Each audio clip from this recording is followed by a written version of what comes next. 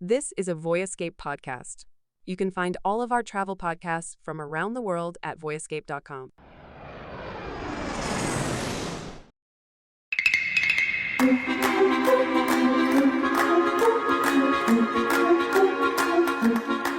Welcome back to the White Lotus, Katie. Well, thank you so much for having me. I'm thrilled to be here. This episode was a doozy. I'm very excited to talk about it, but we're going to be here a long time, I feel. Yeah, we started extra early this morning because this episode, this show, it's revving up. What else is there to say? Is. And I'm seeing a lot of people on social media saying, for anyone who says it's boring, you need to see the last two episodes, which I agree. They definitely made the slow start worth it.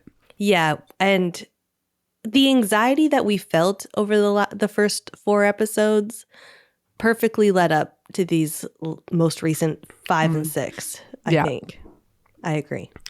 So before we get into it, I think we should share a content warning because we are going to talk about suicide in this episode, which obviously can be very distressing.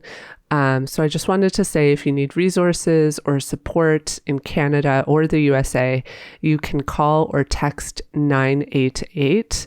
This is a lifeline that's available 24/7, and it provides free confidential support from trained counselors. Okay, so before we get into today or this week's episode, I did want to follow up on our discussion last week about the scene between Valentin and the other Russians, because I mentioned that I have a friend who speaks Russian. Yes. She grew up in Russia. She's actually Tatar, which I'll actually say, because a lot of people don't know this. Tatar is a Turkic ethnic group, and they are the largest minority in the Russian Federation. They have a distinct culture, and they speak their own language along with Russian. And over the centuries, they've faced various forms of discrimination, repression, and forced assimilation. So just through this friend of mine, I've learned so much about what it is to be Tatar and their language and stuff. And I think it's so interesting. So I just wanted to share that in case people don't know this, that Russia is so diverse. So she speaks Tatar and Russian. And I asked her to translate that scene for me, and she did. And her reaction was really funny. I was with her in person, and she was just laughing out loud. And she was like, "Oh, they're just having a back and forth. They're definitely in some sort of situationship, and the women are giving them shit because they haven't been calling or texting or saying where they are." Mm-hmm. And she said it was just funny because they were using, I guess, Russian swear words. Oh. And she explains one of the phrases that they said, and she said it's a very Russian phrase and it doesn't translate to English well. And then I also asked her what her perspective is of these characters. And because I told her, I was I got the feeling that maybe they're being stereotyped a little bit, and she was like yes, but the stereotypes are true. She told me, she was like, I'm not upset by this representation of Russians in this show. So funny. I still stand by the fact that Vlad is the most stereotypical one. Yeah, definitely. Anyways, poor Vlad. That is Ferida's take on our Russian friends in White Lotus. Thank you for the update, Erin. That was very exciting. And shout out to Ferida. So last week's episode was I felt like last week's was this really beautiful choreographed climax of all the slowly building tensions and all of the story arcs of the season. And then this week's episode felt kind of like the fallout, or the beginning of the fallout, because everyone is unraveling. Everyone is suffering. The season is quite dark.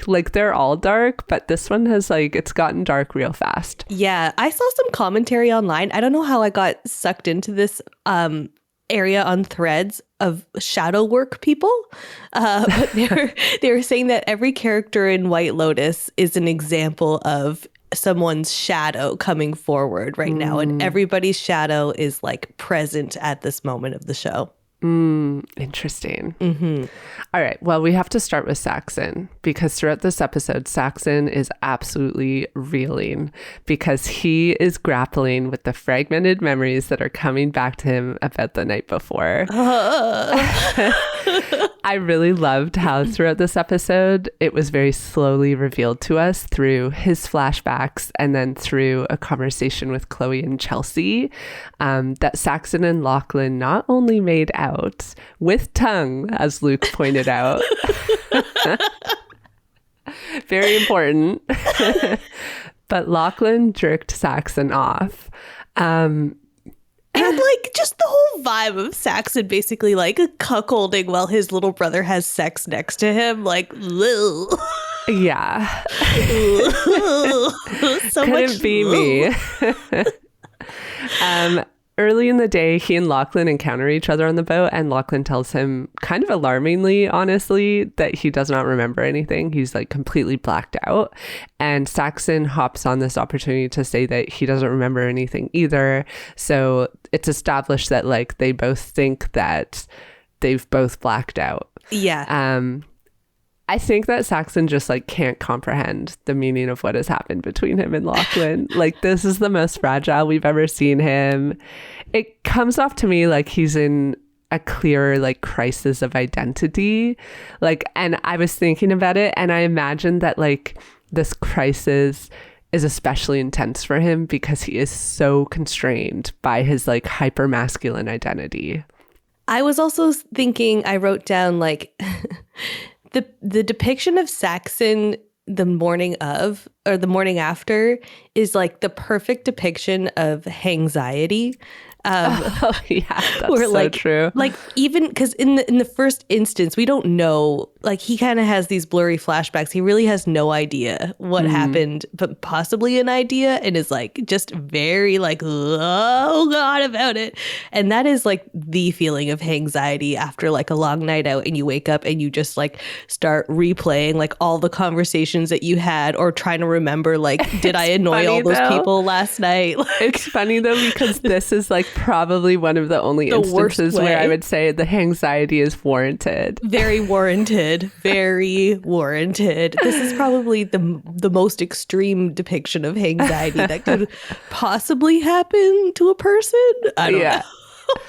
And probably one of my favorite scenes was when Saxon is forced to talk to Chloe and Chloe and Chelsea about the events of the night, because in that conversation, obviously it comes up, Chelsea was there, Chloe was there, and he blames the incest on the drugs.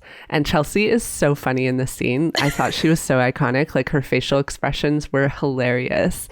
And she says to Saxon when he brings up the drugs, I don't think there's a drug in the world that would make me get with my brother. So funny. Oh, so good. Now, okay, are we discussing this in full now? Because I have thoughts about this whole situation. About the incest? Yeah. Yeah, I think it's time. Yeah. Okay, so I just want to say, Saxon has been creepy about his siblings' sex lives since day one. Yeah. He has been like super stoked about getting Lochlans laid. He has been talking about his own sister being a virgin or whatever. Listen, Saxon, this is exactly what he wanted from day one. He was flying too close to the sun. Basically, like, he was walking around naked in front of Lochlans, talking to him about porn and like all these things. This man has been fully coming on to his brother since the first day. And I'm sorry, like, this is what he wanted. This is what he wanted. I don't know that I don't know that he was coming on to his brother, but I think it's sort of his like hyper masculinity has made him hypersexual as well. And but it could be that he has an incest fetish. Like this is a thing. People do have it. And he is not emotionally mature enough, I don't imagine, to have like worked through that. So my impression is that like, it's an quote unquote accident, but it may be representative of like things going on with Saxon that he just like hasn't grappled with himself. Yeah.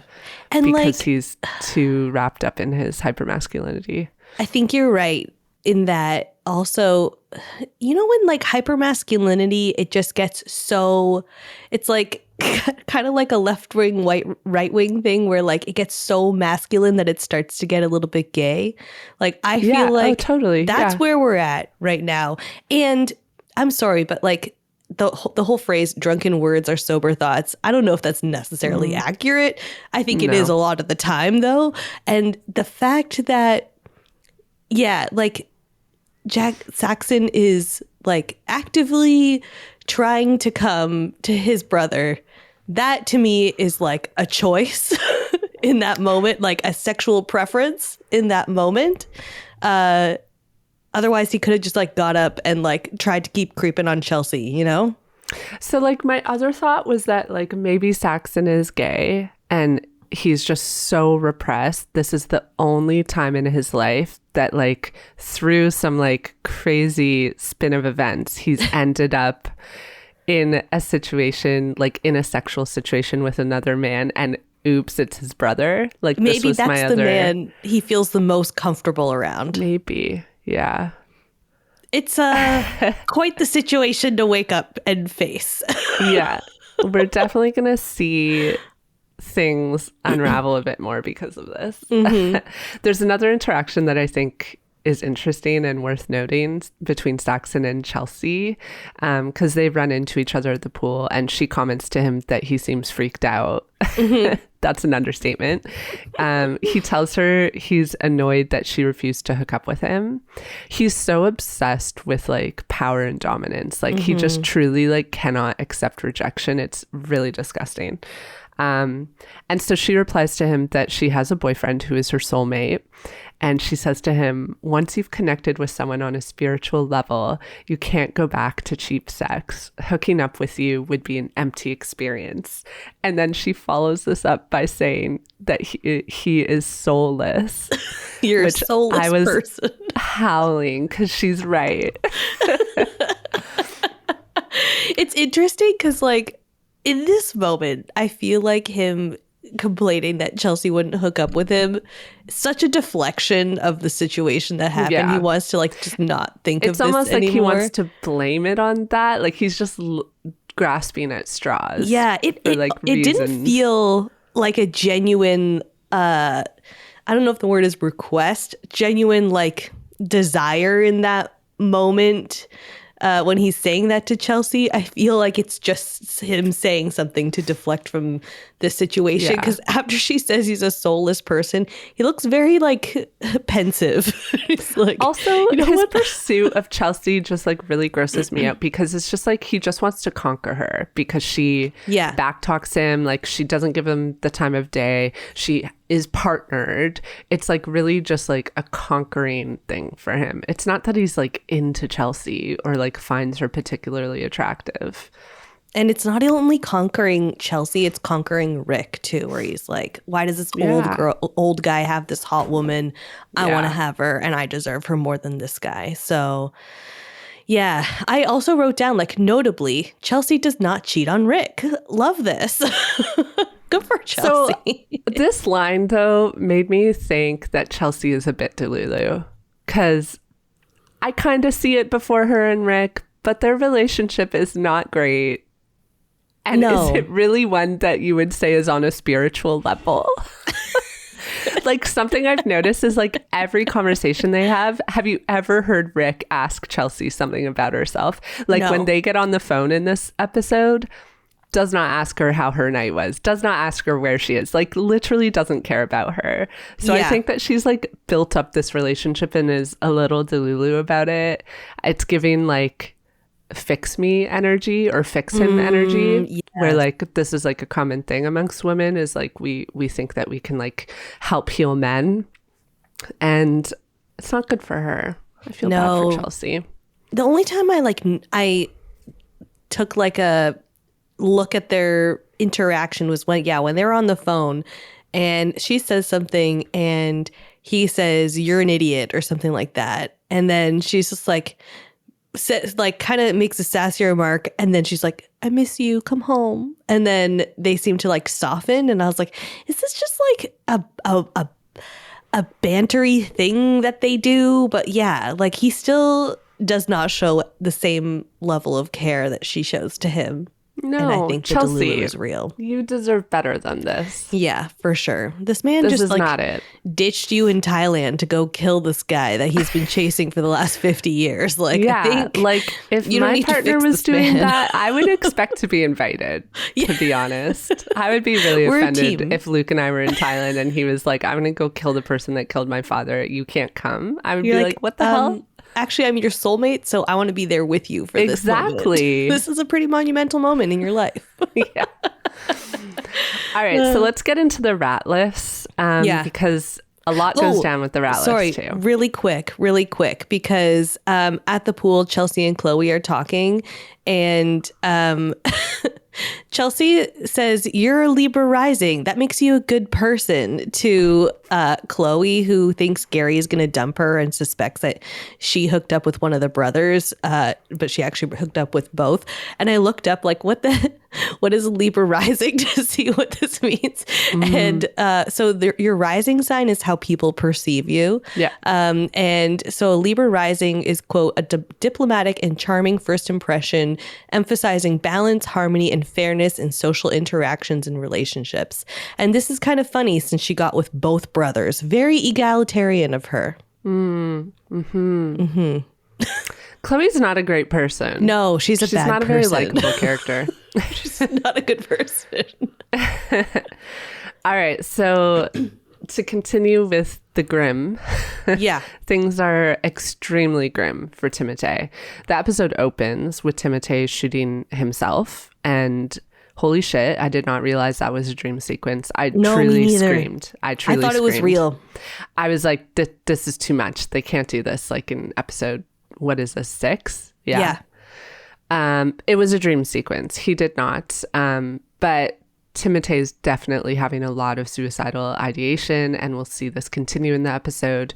He has a second dream in which he kills Victoria to save her from the misery of the consequences they're going to face when they go back to the US.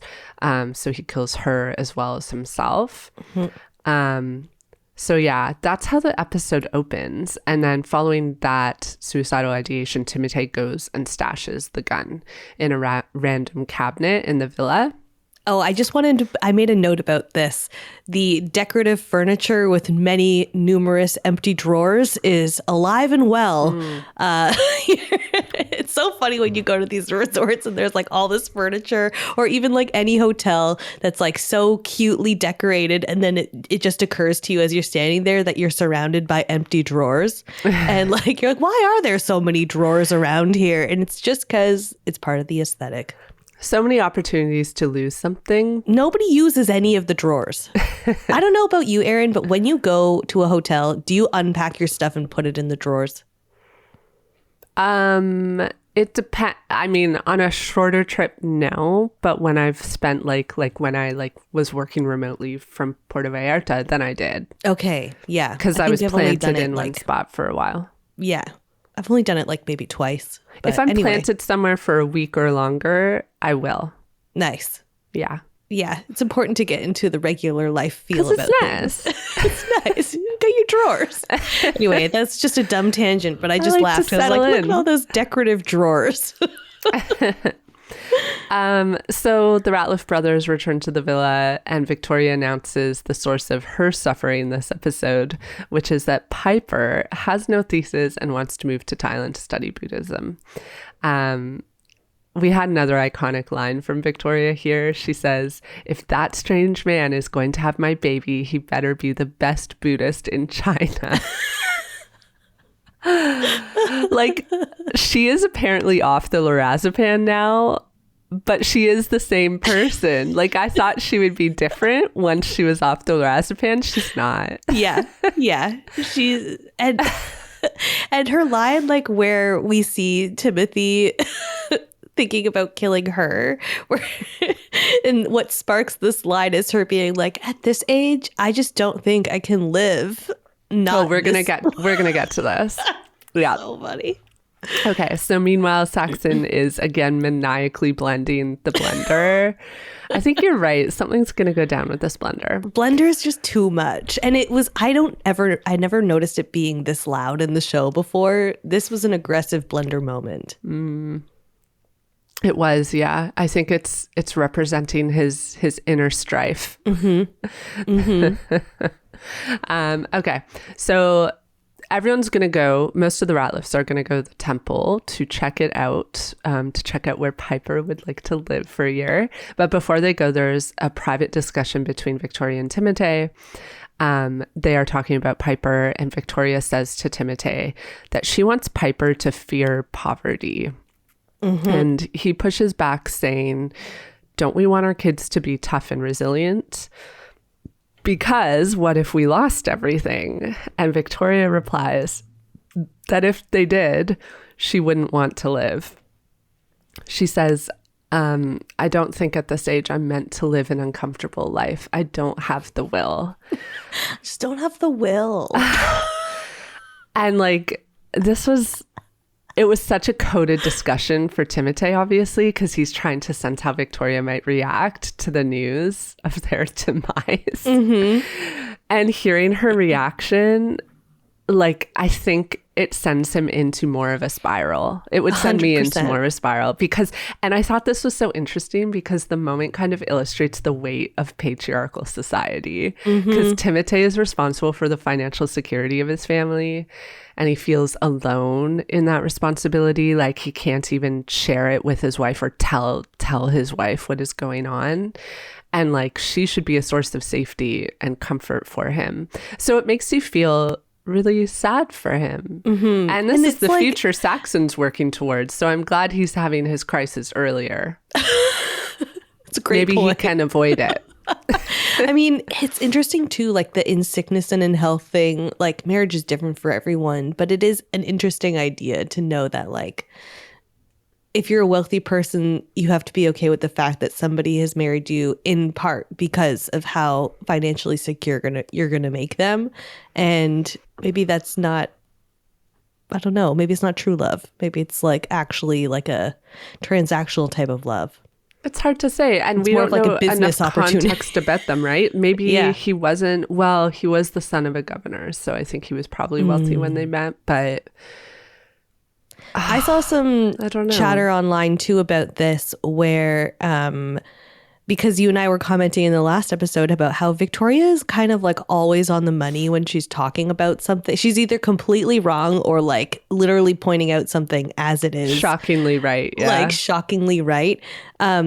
There's people online saying like they think that Victoria probably has some like offshore money stashed somewhere so that she literally would never be in this position where like even if shit went down with Timothy's money, she still has her own money to live comfortably with like her kids or whatever. That's the impression I get from both of them, that they both came from privilege. Yeah. Yeah. That's the sense I get. So I would be surprised if maybe she's so calm and relaxed about it, because people are saying, oh, the reason why I was saying she might think she's so smart or might know what's going on is because she's constantly like, everything's going to be okay and all these things. People are saying they think it's sort of like that coded conversation. That she knows about the fraud? That she might know something is off with him or that he's like fucked up in a serious way kind of thing. But I don't know. I kind of have always read her everything's going to be okay as like a very genuine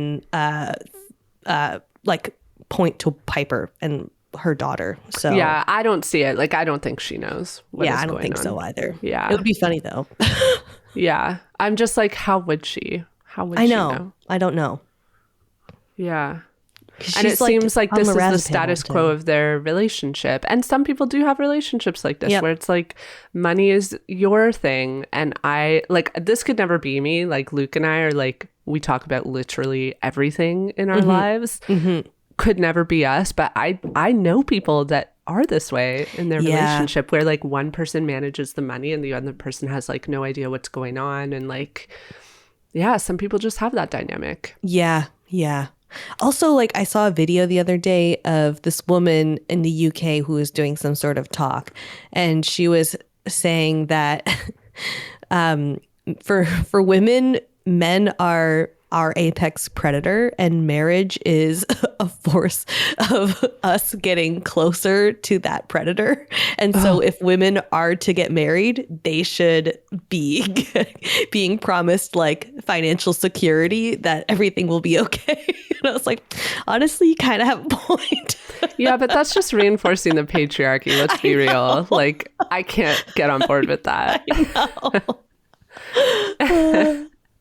Like, I don't know. My view on marriage, now we're like getting really deep, is like the way that one way to challenge patriarchy is to actively build marriages that don't represent those values. Totally. Which, like, Luke and I hope that's what we're doing. That's what we're trying to do. Like, I think that our marriage is very different than like marriages of the past. But so we're going to fast forward to the temple.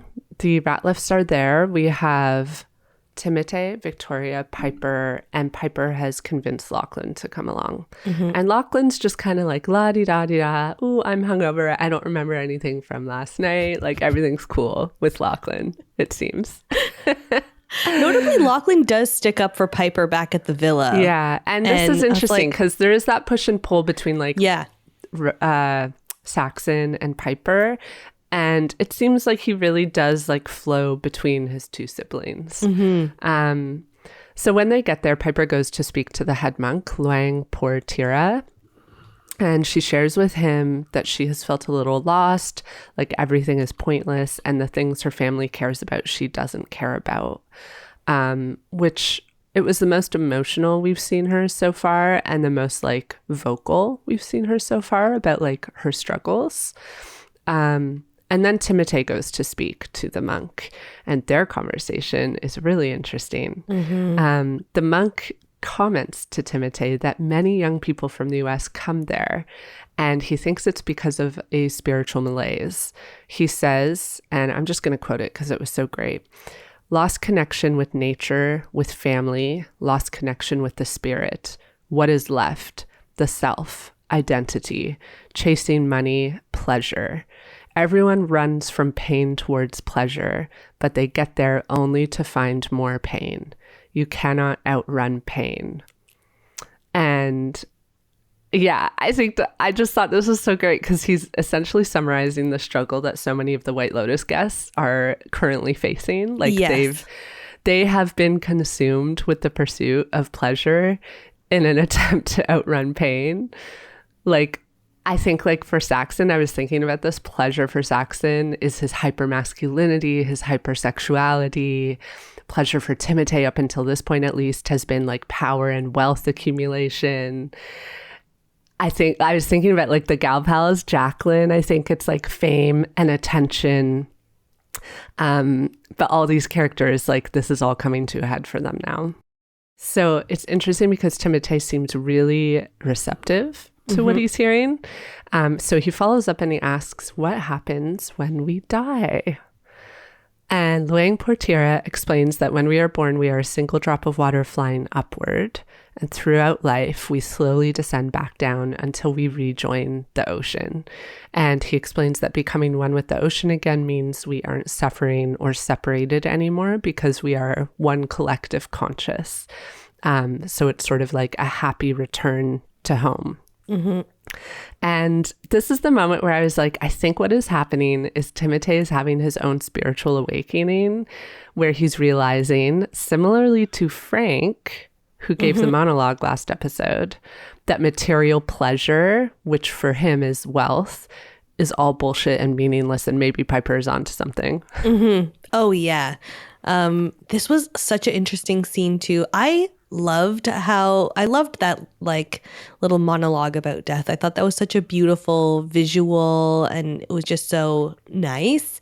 So I felt like Timothy in that moment where I was like, I like this. But then it was interesting thinking about how he says death is a happy return, like coming home, and contrasting that to like Timothy's literal situation where like he's going to come home to America and it's not going to be a happy return. It's going to be, but maybe this is like a setup for, and like I don't think we've ever seen people like return home from like the White Lotus, like what happens outside of the resort.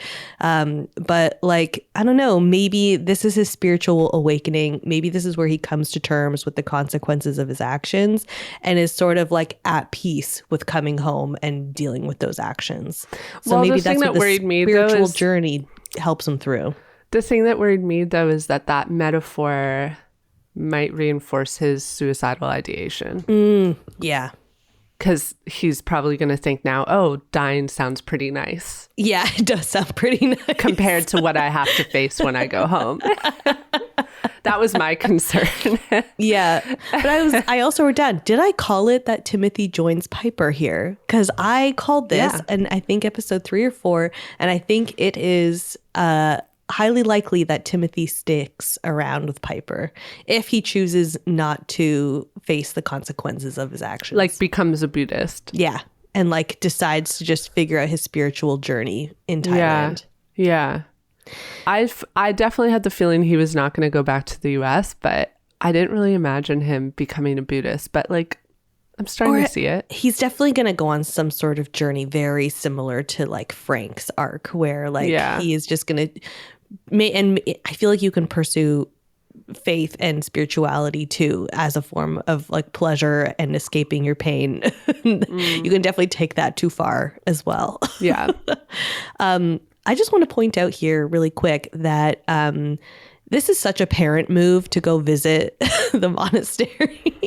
And I was laughing because I was like, I think this makes them great parents, going and visiting this place and figuring out like what is up with this place that our daughter wants to be at for a year, and like sussing out if it's a cult or not. Even like as ignorant as they might be, like they're kind of doing the right thing to like go check this place out. But the other thing is that like Piper is a adult in college who's about to graduate. Like my parents would never do this. They would just be like, okay, we trust you. If things go wrong, we'll bail you out. Like, but that would be their take. I was thinking about this though, because I was like, yeah, Piper's an adult. Like her parents don't need to check off the fact that like she's going to do this. But this was her choice. Like Piper wanted her parents to see this place, because otherwise she could have just gone to Thailand with some friends of hers and like checked out the place on her own and stuck around and never came back.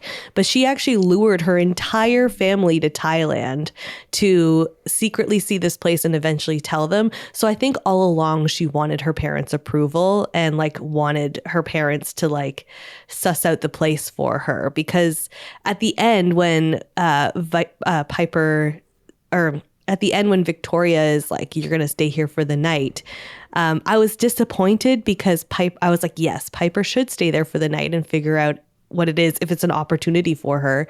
And Lachlan says he's going to stay with her. And I was like, no, she should have done this on her own. She should have figured this out on her own, because that was going to be the whole next year of her life. So I don't know. I find that Piper is still like reliant on her parents and her family, and like kind of wanted her parents to be there and figure this stuff out.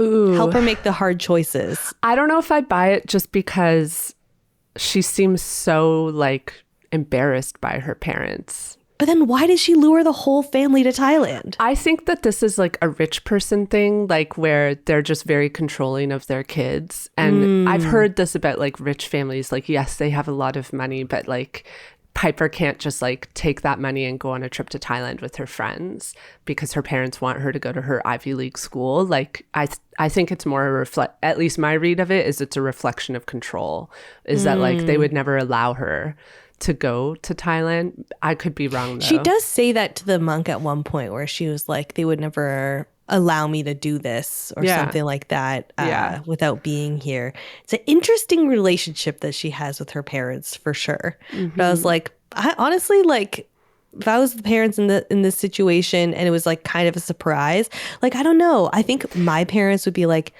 yeah, Katie wants to go to Thailand and check out this place. She's going to go to Thailand and check out this place. But if we all had to come here together, it's weird. I think the difference is, and I know this because I grew up around some wealthy people, I went to a school that was outside of my district, and there were some kids in that school that like came from pretty wealthy families. These people did not work.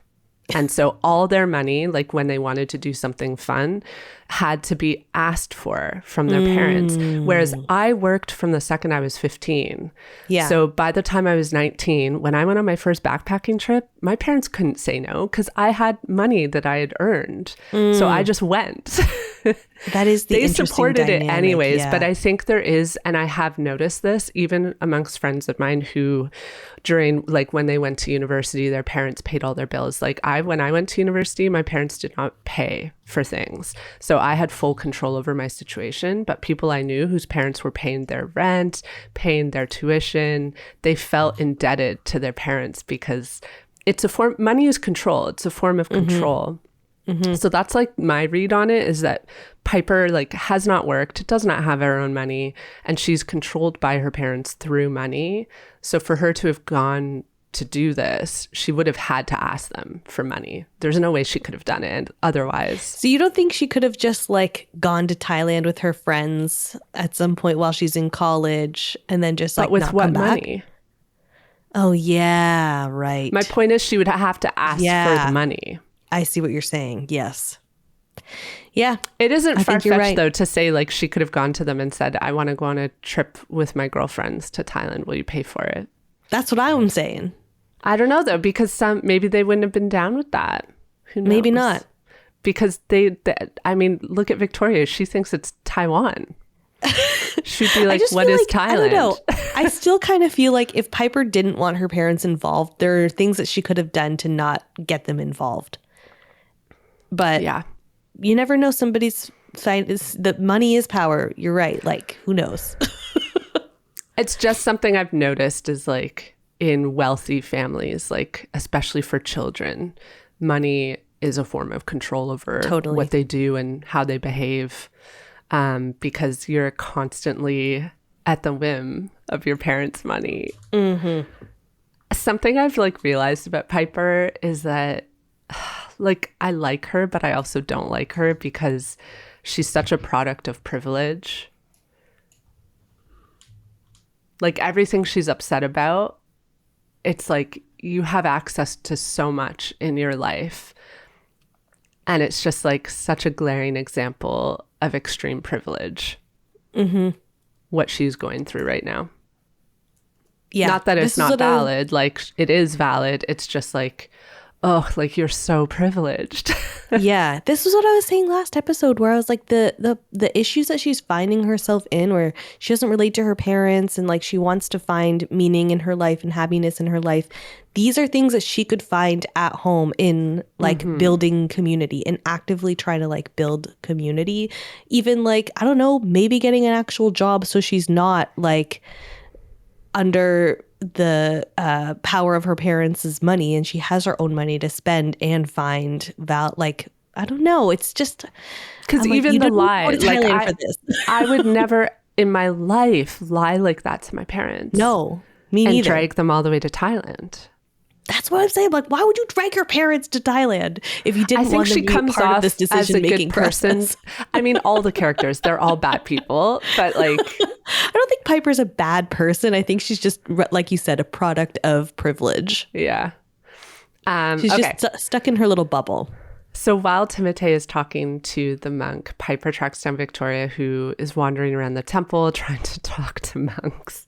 And she has done the full tour. She's done the full tour. And she tells Piper she's seen the place and the living conditions aren't great. And Victoria obviously thinks that this is going to deter Piper, so she suggests that Piper spend the night. And if she still wants to do the year after that, Victoria will support her. Listen, I was like, haha, okay, Team Piper, Victoria, like Piper's gonna be fine. Like this is not that big of a deal to like stay. But then, yes, Lachlan's like, I'll stay with you. And she's like, oh, thank you so much. And I'm like, hey, Piper, I think you genuinely are. I think your mom might be onto something. Like, I think you might actually not like staying the night. Like, I don't know. She just doesn't give me like, I don't think she's confident in herself. I don't think she can do things on her own. But then it's like the one night stay is annoying because it's like if she had come for the year, she would be in a situation where she has to try to adjust. She would be forced to adjust to her situation, which I think would be healthier, because she's going to do one night, potentially hate it, and then just like walk away. Mm-hmm. So yeah, it's kind of an easy out is what I'm saying. Yeah. Whereas if she had flown to Thailand by herself to spend the year and the first night went badly, she wouldn't be able to just opt out immediately. It would be like, okay, I have to actually give this a shot. Yeah. All right, so we're going to do a quick segue into Chloe and Gary. There's not tons to say here. Gary is very angry with Chloe because he knows that she had sex with one brother, supposedly. We know that she had sex with both brothers. Mm-hmm. And Chloe is worried that Gary's going to leave her. She tells Chelsea she doesn't want this because she's a good thing going with him. So she's in full damage control mode. And when Gary confronts her, she will not admit that she cheated. And so in a strange manipulative maneuver, Gary insists that Chloe invite the brothers over to the house because he is going to host a dinner party for the White Lotus guests to attend. And this all comes off as quite ominous. Yeah. And it's hard to tell if Gary is genuinely upset about the cheating or if this is just a convenient cover-up for what he is really upset about, which appears to be Belinda. For a hot second, my brain was like, I wonder if he will kill Belinda and frame the Ratliff brothers for murder. Oh, I think that's a great theory, though. I don't think kind of like kills two birds with one stone, you know? Yeah, yeah. Well, I almost thought I was like, is Gary I kind of read this situation as Gary officially being like a jealous guy, and maybe he might kill Chloe. But also, just thinking ahead for this dinner party, I don't know if anyone's going to get murdered at the dinner party because the death off of the top of the episode or at the top of the season happens at the resort. So yeah, I think it's going to be a fine dinner party filled with passive aggression. There could be an attempt at murder. Yeah. I have some other theories about this, but I'm going to share them more toward the end. Okay. Can I point out that Chloe, in her defense of saying, no, I didn't sleep with with any of the brothers, she says they're like little boys. And I'm like, ew, Chloe, you're so self-aware that you had sex with a high schooler, and you're so self-aware, and yet it's okay for you. Well, it is predator vibes. Let's call it what it is. Yeah. You slept with someone underage. Yeah. You planned, she pursued sleeping with someone underage. Yes. It's pretty problematic. Yeah. I also want to point out, as they're having this conversation. Who was blacked out, by the way. Yeah. Extremely problematic. Yes, very bad. She knew it and she remembered it the next morning. This is all a part of a ew, gross, Chloe, you're gross plan. Yeah. I also want to point out that as Chloe and Gary are having this conversation at his freaking gigantic mansion, huge mansion, Gary is sitting at the breakfast table after his swim eating a soft-boiled egg. What is it that is so villainous about eating a soft-boiled egg? To me, I feel like this is such a villain breakfast. Oh, I never thought about it. I was like, why does it feel evil to be eating a soft-boiled egg?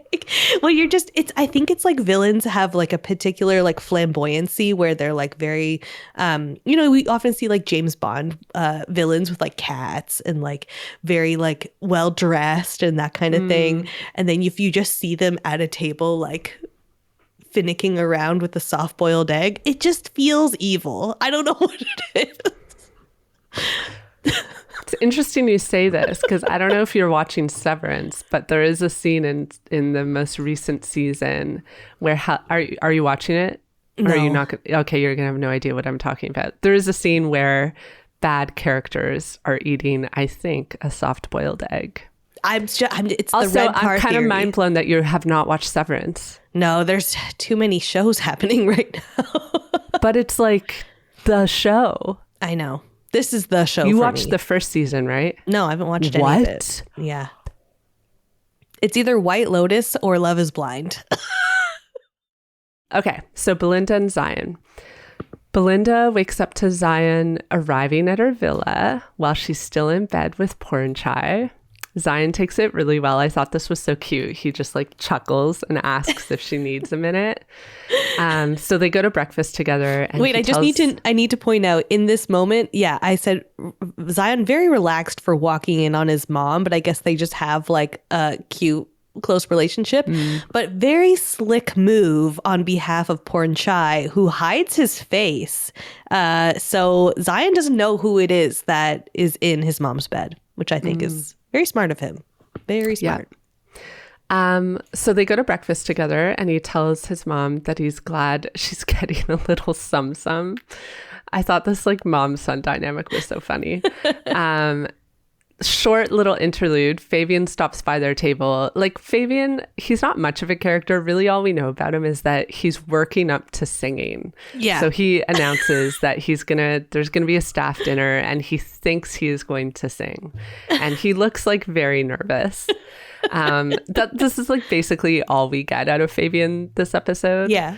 So Belinda has a discussion later with Porn Chai while they're working, where he suggests that they go in on creating a spa together here in Thailand. So which cute. I love for Belinda. To me, although sorry, the one thing I want to say is like, I don't know if Belinda is cut out for tropical island life, given her fear of jungle creatures. It's a great point. Let me tell you, Belinda, when you're not on a 5-star resort, it gets much more real what you find in your room. When I was in Thailand, I found a tarantula in my room. Oh, that's such a funny point. Oh my God. To me, despite I think that point that you just made, this is the easiest decision of Belinda's life. She 100% needs to do this. She's about to be an empty nester anyway. Like her son is graduating college. He's going to be out of the house. It's just her. Why not move to Thailand with this sexy man? But she just met him. Who cares? He's hot. He's gentle. He's nice. He's a masseuse. Like this is going to be a good time. I think this is the easiest decision she could ever make. You should never go into business with your lover, though. I know people do. Well, if they'd been lovers for like a couple months, maybe, but she just met him. So what? Sometimes you are the enabler. You are that friend who enables 72 people. hours. That's true. Okay, so later Belinda runs into Greg and he invites her to his house that night. She declines and he responds, "I think we should talk." It's very eerie and spooky. So here's where my brain went though, because this whole time I'm like, okay, this is ominous vibes, but what if Greg isn't going to do something insidious? Like maybe he's going down another road. Stay with me here. I'm with you, and I have a thought. Maybe he's going to tell Belinda. Maybe he's trying to damage control in the sense that he's going to tell Belinda that his now dead wife Tanya had told them about their plan to work on a business together, and so he's going to gift Belinda money to get her started. Like, I'm thinking maybe he doesn't want to kill her. He just he creeped her on Instagram, saw that she has a son, and thought, okay, I'll just give her money and it'll take the heat off. Because killing her would be so messy. Yes. Okay. I saw a similar theory to this, which was he is going to offer her and basically say, I know Tanya was going to do this for you. And all that shit went down. I saw it more of like a hush money type thing where he's going to give her the money to stay in Thailand and open up a spa in Thailand. Yeah. And never talk about it again. The groundwork is being set for that. Yes, exactly. So I guess I kind of do see it as hush money too, but unspoken hush money is what I'm saying. Totally. Yeah. I see this happening for sure. I don't think he's going to kill Belinda. I think it's going to be let me give you so much money to never talk about this again. I think he's just going to be like, oh, you were in the will. He could find you. He could. Yeah. I also want to point out, Greg is walking around the White Lotus Resort, clearly looking for Belinda. And Chloe is hanging out there. they're not staying here. Like, they have a mansion down the street. Why are they allowed to just hang out and walk around the resort? I think it's like you can pay like... Is it like a Soho House membership type thing? That's the vibe I get. I mean, I don't know about these luxury hotels. I do know that like when I've been in Thailand, that you can go to a resort and pay to go for the day. A lot of places in the world you can do that. So I guess they just like have a membership or they just pay every day to go hang out there. Interesting. Yeah. I was like, rich people things. I know. Also, so Greg has invited Belinda over for dinner. I knew he was going to invite her over for dinner. But there's also a staff dinner going on too. So is the staff dinner what's happening at Greg's house? Or is it two different dinners? They're two separate dinners. And I think that maybe we're going to like, they're going to happen at the same time. I think Belinda's going to run from one to the next for sure. Potentially. Yeah. And maybe Pornchai will save her life at the second. I don't know. Yeah. All right. So it is now time to talk about the Gal Pals. Okay. So early in the morning, the sun is rising. Kate is notably on her phone in her room. Illegal. And she looks out and she spots Valentine leaving Jacqueline's room. And shortly after this... Sorry, sleeping over? Like, come on. Like, Jacqueline, I understand you want to hook up with this hot guy, but like letting him stay the night, like, ew, get him out of there. Like, so many thoughts. Yeah, I was a bit lazy. So shortly after this, we see Jacqueline get a phone call from Harrison, finally, who apologizes for being MIA. He tells her that he hasn't had access to phone charger while he's on set, which I call bullshit on. I don't believe anything he says. It's 2025. There's always a phone charger. Yeah. There always is. So I feel a little bit bad for Jacqueline because clearly, like, their marriage isn't as great as she talks about. Mm-hmm.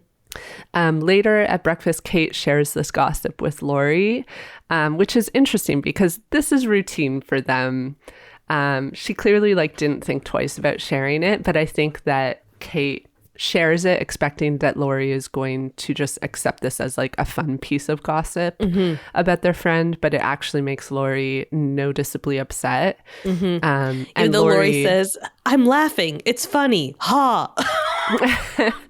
Yeah. And it's one of those, I've definitely seen people go down this spiral where she starts out kind of upset, but then gets more and more upset about this gossip throughout the day. And the whole time is "I'm fine though. I'm fine." Mm-hmm. And Lori immediately points out that Jacqueline was pushing Valentine on her when actually Jacqueline wanted him. And she says, quote, "That is so psycho." And then she takes a step further and calls out Jacqueline for being 45 and still living off of male attention, which I think is a bit cruel. Yeah. But okay.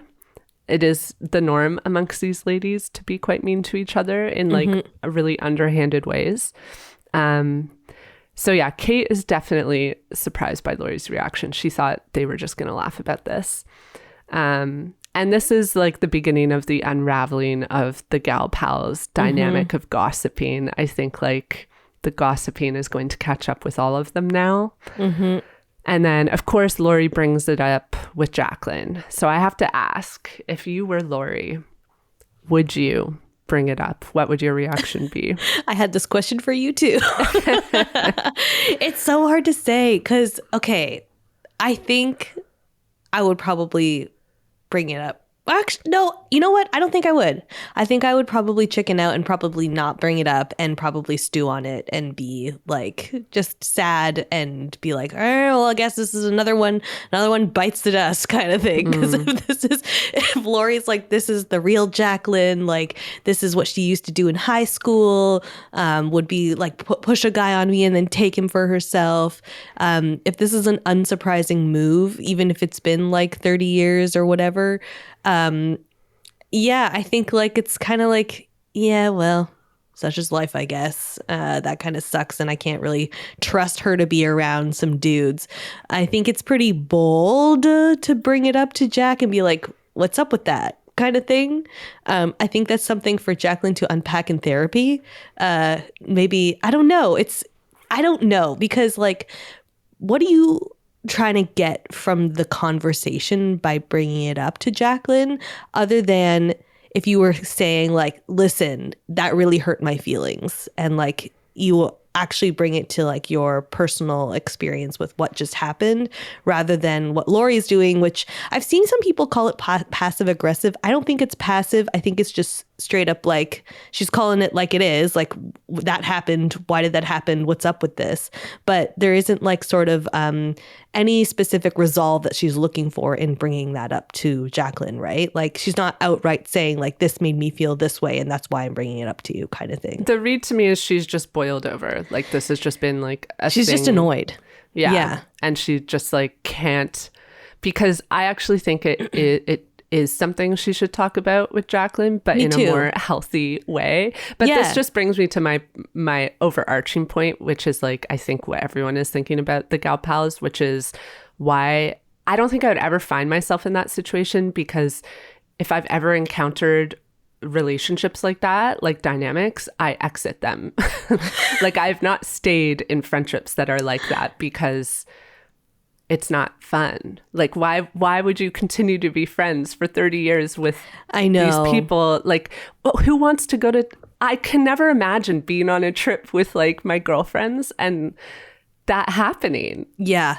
I've been in situations like when I was in high school or like early college years where like where like maybe someone has pushed a guy on me and then hooked up with him themselves, kind of thing. And it definitely sucks, because you definitely feel like sort of the ugly duckling in that situation. It's very hurtful. But that's the point, right? Like in high school, I think we've all seen this in high school, but it stays in high school usually. Yeah. So I think out of those friendships. It's like, why would you use your precious vacation time to go on vacation with two people that like you don't really like? Yeah. And I kind of always got the sense that this vacation was for Jacqueline. And that's kind of how it was pitched off the top anyway, because Jacqueline has paid for the whole thing too, right? Yeah. So it's kind of like, well, it's Jacqueline's vacation. She can do whatever she wants. And her girls have to kind of support her throughout the whole thing. It's an interesting, weird dynamic. The other thing is like, if I was on vacation with two of my girlfriends and one of my married girlfriends hooked up with a man, I would be like, are you okay? Yeah. Like what happened? That's the other thing, is like, I totally is your marriage get, okay? Like why are you cheating on your husband? Because you are literally, that's you what are the friends. Conversation would be about. You know that your friend is married. I would 100% want to be like, what's up with that? Like, you're married. Are you good? Like, is everything okay? Kind of thing. And that 100% makes sense to bring up from that context. Yeah. If it was your single friend and it was just felt like a malicious move towards you, and this is what your friend has kind of always been like, so be it. But there's an extra layer here that is Jacqueline's commitment back at home. And that is like a serious thing. It's not, a marriage isn't supposed to be something that's just like a fruitless thing. Like it's a commitment. This is your best friend kind of thing. Like, how come you're betraying your best friend? Like, you good? Is everything okay? And Lori kind of calls this out, because she does say, when she brings this up with Jacqueline, oh, I didn't know you and Harrison have an open relationship. Gives her that's like fighting words in my mind. She's like trying to give her the benefit of the doubt, but that's definitely a passive aggressive line. That's not giving her the benefit of the doubt. It's just kind of like, it's got to be that, right? Yeah. Kind of thing. Yeah. So Lori says what the viewers have been assuming, which is that nothing has changed. This has been the dynamic since they were in grade 10. Mm-hmm. And then there's a final important scene with the gal pals towards the end of the episode, where Kate goes to talk to Jacqueline, who's clearly upset. And Jacqueline tells Kate that she is an actress. She already deals with so much gossip, so it hurts that her own friends are talking about her behind her back. And like, I felt bad for Jacqueline in this moment, but at the same time I don't, because she has cheated on her husband, and like, she is not at all guilt-free when it comes to gossip. Yeah. This was my question, because like I wrote down, would you say something to Jacqueline? But then Jacqueline's reply after Lori brings it up, Jacqueline is like, that never happened. We didn't hook up. He just came over. Like we didn't see them as the viewers like hook up, but we definitely saw them about to, and we saw Valentine naked. So I think it's safe to assume that they definitely hooked up. And I was like, is Jacqueline like actually not self-aware? Is she in denial? Is she a gaslighter? Like what's her, like why wouldn't she just be honest with the girls? I think it's the dynamic of the friendship. They're not really friends. They don't really share with each other. Yeah. That's my sense. Also, where is Valentine in all of this? Like, I feel kind of bad for him because he's just a butler trying to keep his clients happy and earn those tips. Well, he shows up at breakfast, right? And he's like, hey, how's your night? Where's Jacqueline? And Lori's like, well, wouldn't you know? Also saw some commentary, and this is something that I noticed too while we were watching, that the breakfast scenes in this episode were particularly like hard to watch because everyone was touching their food weird. Like the fork and knife like dynamics were just, people were just like poking at fruits. It was like classic TV actor like food interaction. It just felt I would also now. read that. I would also read that as like representing everyone's state of mind. Yeah, it's true. You know, they when can't you're really... like so stressed and anxious that like you just poke at your, like you can look or you're at just food, like but you can't so actually hungover. consume it. Yeah. You're just like pushing your food around your plate. That's funny. I also wanted to quickly point out Kate in this episode. Honestly, I think she was starting to redeem herself for me a little bit. And this is might be a stretch, but I'm just going to throw it out there because I think it's funny.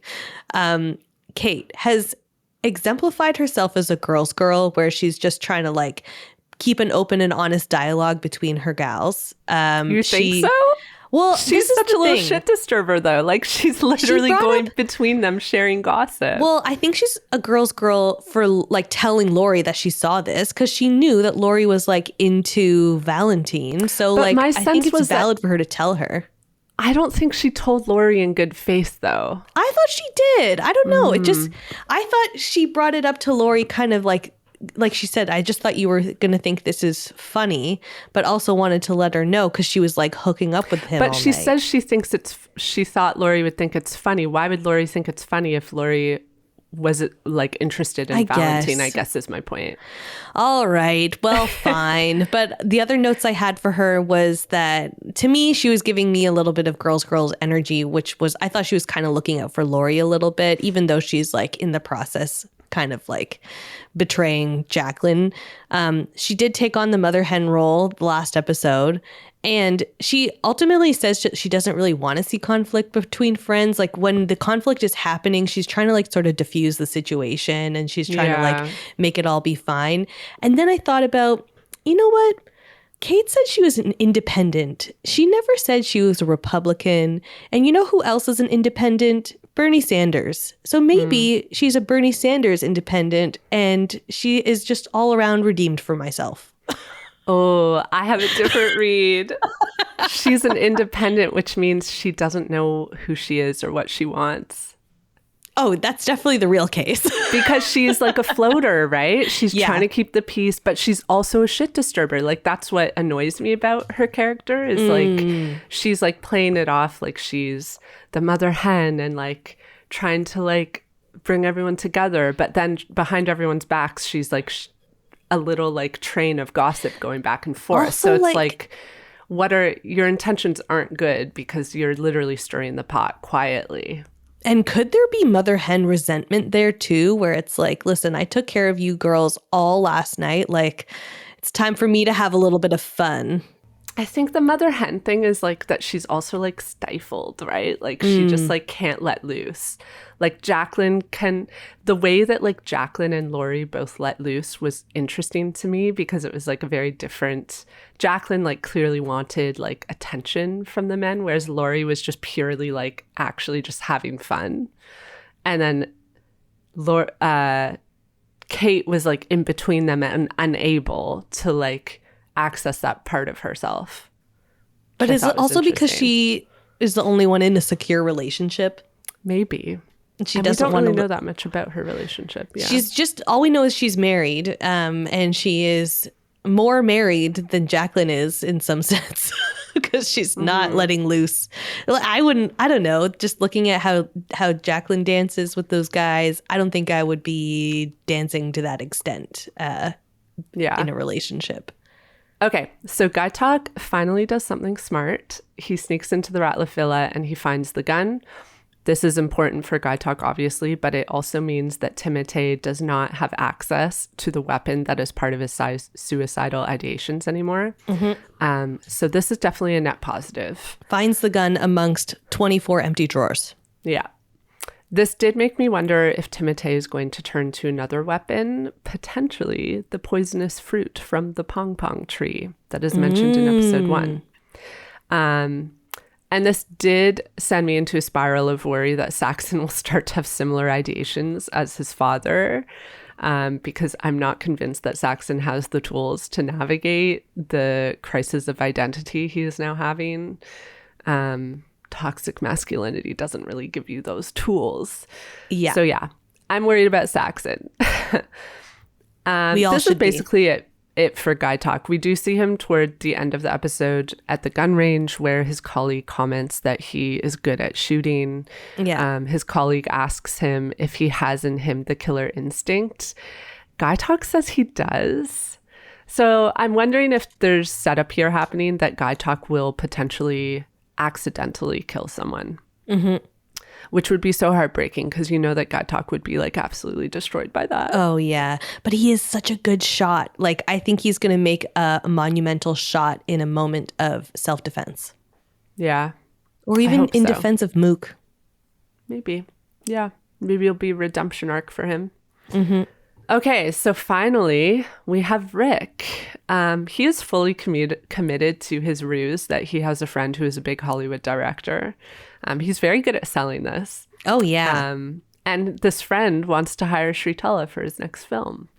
So he convinces Shritala that he and this director friend should visit her and her husband, Jim, in their home. Rick returns to the friend who gave us the epic monologue and his revelations around sex and pleasure in last week's episode. And I didn't pick up the name last week, but this week it comes out that his name is Frank. Yeah. Rick convinces Frank to pretend to be his Hollywood director. Frank is resistant, but Rick assures him that he's not going to kill Jim. He's like, why did I give you the gun? He's like, yeah. I'll leave the gun at home. And he insists that he just wants Frank to know how badly he fucked up Rick's life. I was wondering last episode what their relationship was, and this made me wonder even more because this is a major favor for Frank to do for Rick, because Frank is like volunteering to maybe get implicated in murder. So it just made me think like these two have been involved in sketchy stuff together. For sure. 100%. And meanwhile, we don't really see a lot of interaction between Chelsea and Rick in this episode.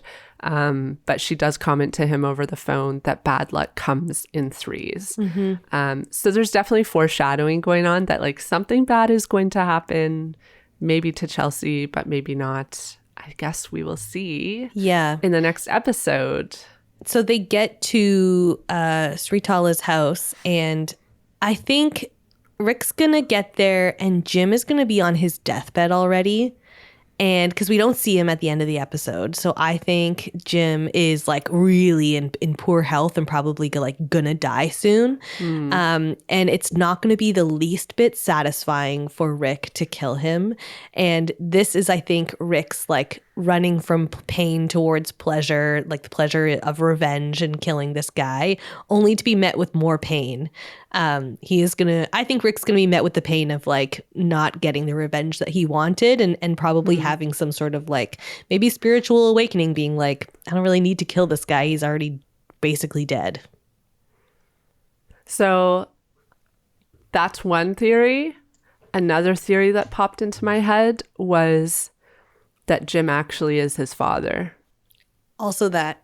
Because the way they shoot it, right? Like the camera pans over to Rick and you just hear Jim introduce himself. And Jim, I will say notably, doesn't sound sick.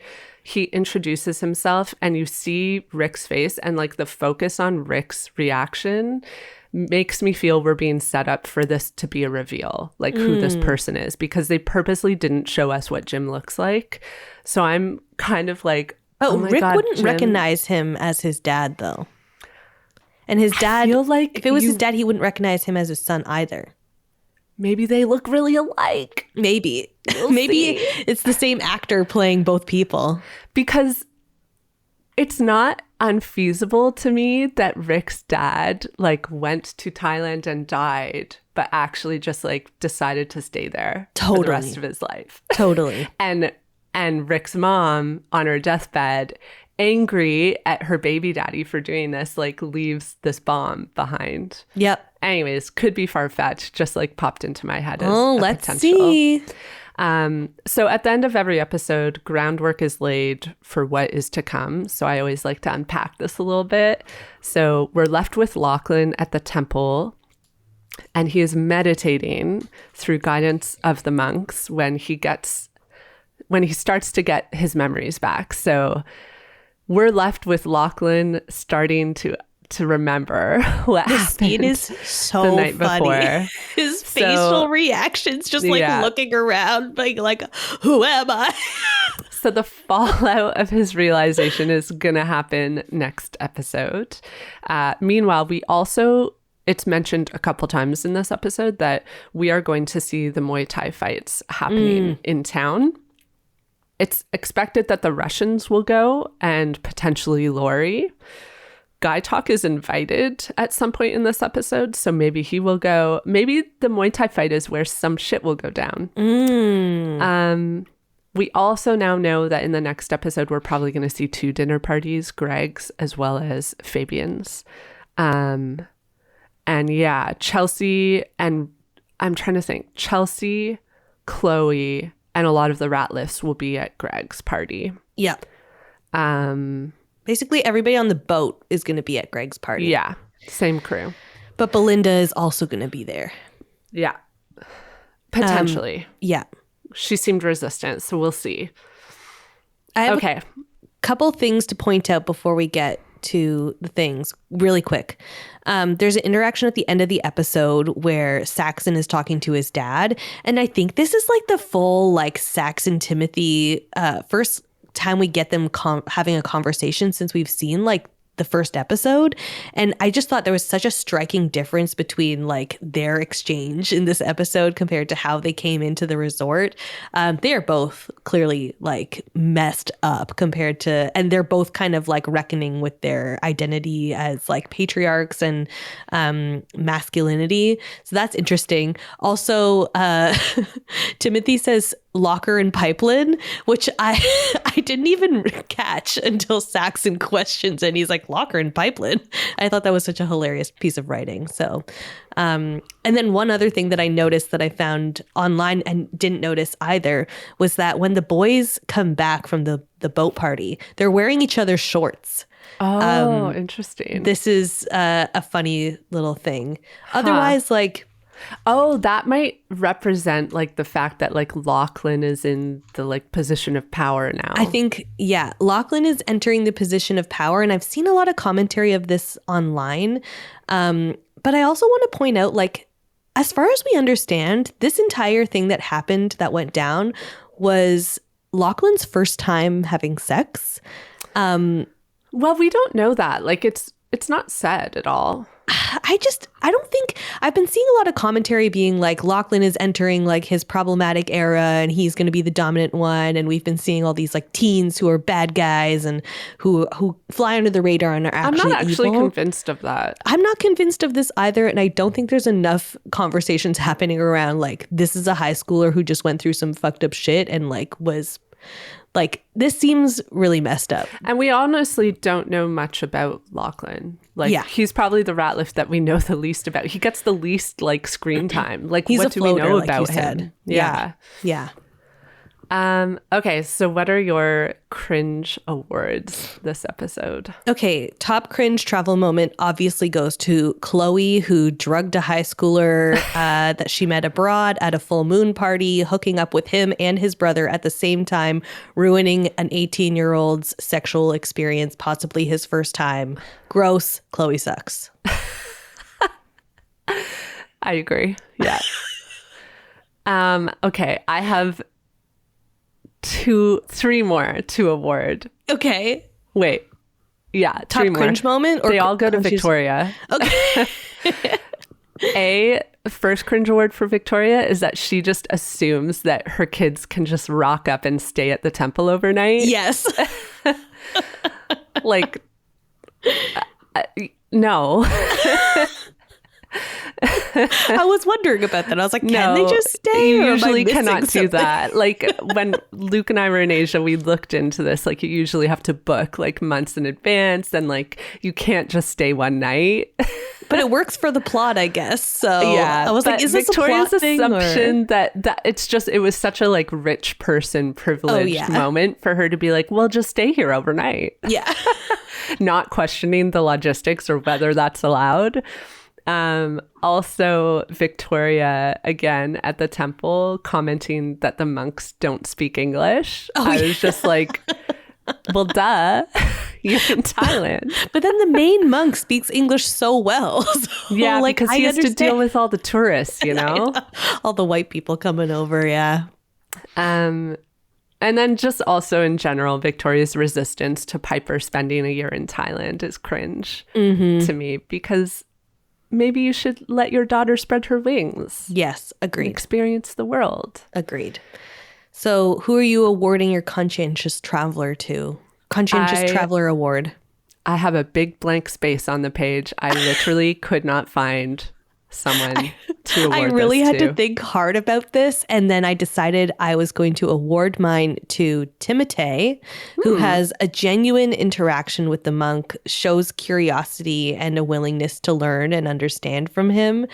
It's probably the fact that his head is also focused on crimes, and he's like, what happens if I die? Like there's a selfish sort of like motive behind it. But he really goes into the monastery with zero judgment. Like he just arrives and is there to like vibe and see what it is. His brain is in other places, but he's also like gone in with no judgment.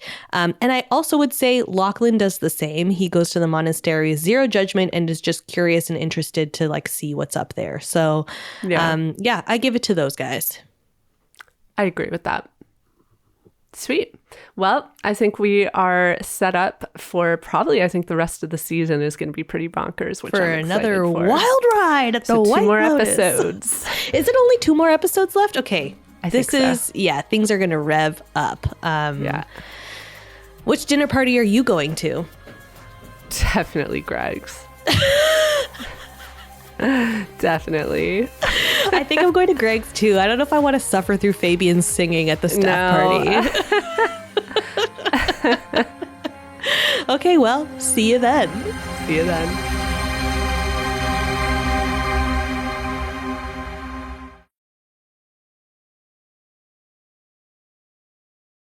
If you love hearing interesting travel stories, you've got to listen to Travel Tales with Mike Siegel. Hosted by Mike, a stand-up comedian and TV host on TBS and HGTV, it's full of funny, inspiring tales from around the globe. You can find it on the Voyescape network at voyescape.com.